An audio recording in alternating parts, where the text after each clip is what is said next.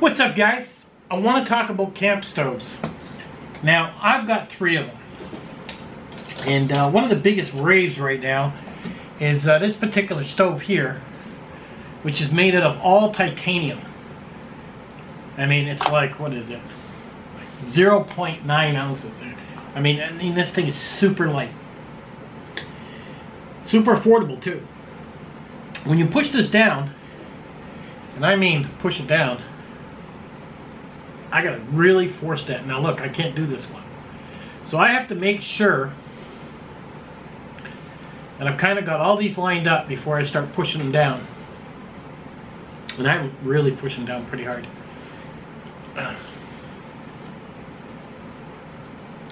And then I've got it, okay?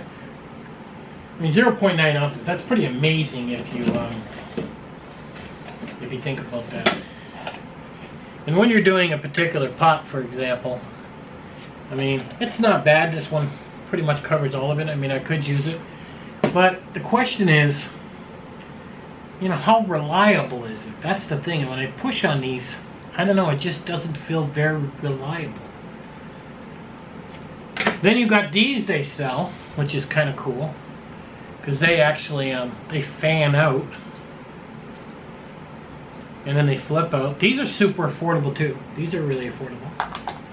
And you're looking at 3.4 ounces. So you see the difference in weight between those two.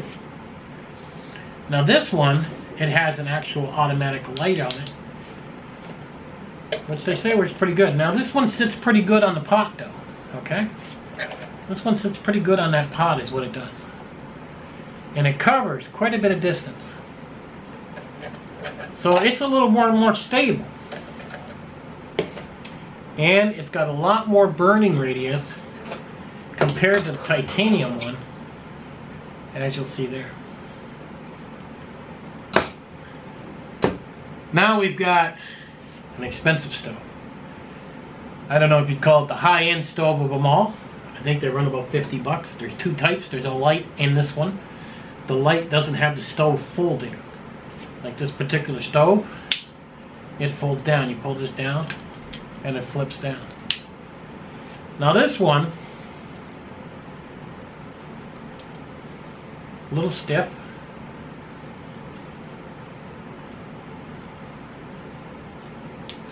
And you look at how wide that is.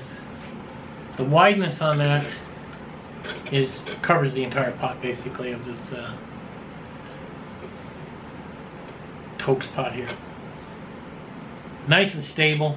Not going to have to really worry about anything falling over. We checked the weight of this though. 3.1 ounces. This one 3.4. This one's heavier actually. And of course 0.8 ounces. So I mean, realistically, you could carry one of these type, or you could carry 2 titaniums. I guess one is a backup in case it does break. Because it is nice to run these canisters, it really is. But what do you do when it breaks? I mean, there you are trying to rehydrate your food with cold water. So do you carry 2 stoves? I mean, you really got to trust your gear is going to last and take a beating. I want to know what you guys would do. I mean, would you carry 2 stoves? Would you carry 1? Do you own the titanium?